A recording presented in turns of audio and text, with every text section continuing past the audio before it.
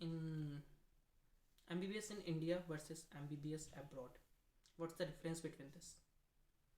अगर इंडिया में हमको गवर्नमेंट कॉलेज मिल जाता है तो कोई दिक्कत नहीं होती हमें कि हम इंडिया में भी MBBS कर लें, तो हमारे बजट में भी आता है। इंडिया में वो गवर्नमेंट कॉलेज मिलता है तो हमारे बजट में भी आता है, हमारी वैल्यू भी होती है, डिग्री की भी वैल्यू होती है, सब कुछ होता है, हम उसको अफोर्ड भी कर सकते हैं, अफोर्डेबल होता है।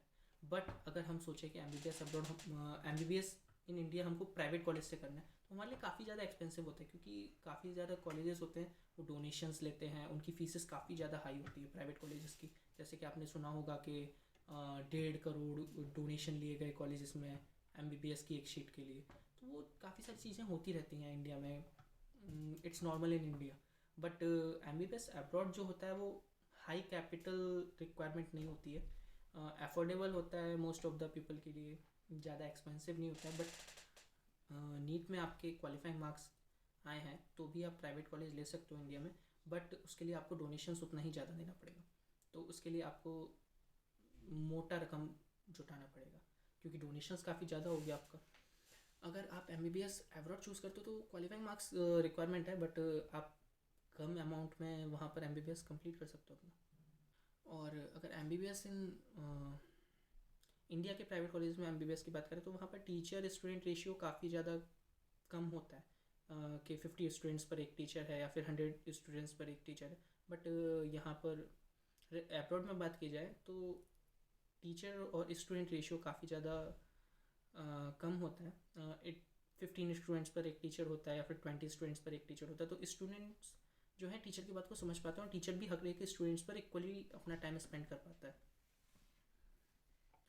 अगर हम इंडिया से MBBS करें तो हमारे पास नॉलेज तो कंप्लीट आएगा, बट इंटरनेशनल एक्सपोजर जो कि इम्पॉर्टेंट होता है कि इंटरनेशनल स्टूडेंट्स को इंटरनेशनल एक्सपोजर मिल पाता है। इंडिया में हम MBBS करके इंटरनेशनल एक्सपोजर को नहीं देख पाते हैं इतना ज़्यादा, क्योंकि MBBS अब्रॉड में हम लोग खुद इंटरनेशनल स्टूडेंट्स होते हैं तो हमें इंटरनेशनल एक्सपोजर बहुत अच्छा मिलता है। इंडिया के मेडिकल कॉलेजेस में इंटरनेशनल स्टूडेंट्स की स्ट्रेंथ होती ही नहीं है, नेग्लिजिबल होती है, कुछ कॉलेजेस में तो होती भी नहीं है, एक भी स्टूडेंट नहीं होता है या फिर बहुत कम स्टूडेंट्स होते हैं।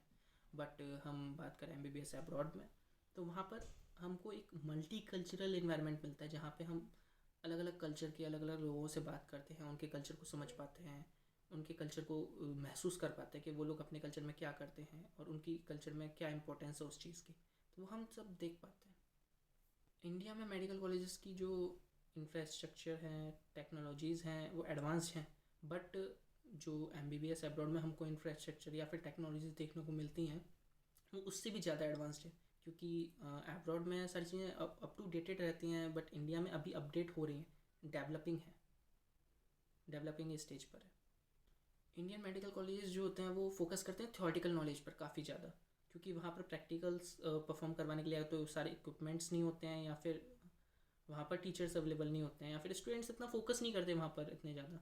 बट MBBS अब्रॉड में हम लोगों को प्रैक्टिकल नॉलेज मिलती है, जैसे कि मैंने अभी कुछ टाइम पहले एक वीडियो डाला था हमारी क्लास का, जहाँ पे हमको सारी चीज़ें प्रैक्टिकली करके दिखाई गई थी।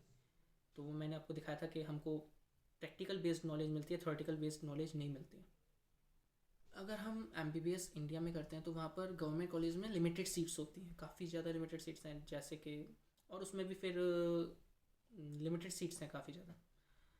और हम फॉरेन मेडिकल यूनिवर्सिटीज़ की बात करें तो वहाँ पर इंटरनेशनल स्टूडेंट्स के लिए काफ़ी ज़्यादा सीट्स अवेलेबल होती हैं, जैसे कि रशिया में काफ़ी सीट्स अवेलेबल होती हैं, तो इंडियन स्टूडेंट्स ज़्यादातर रशिया में आना प्रेफर करते हैं।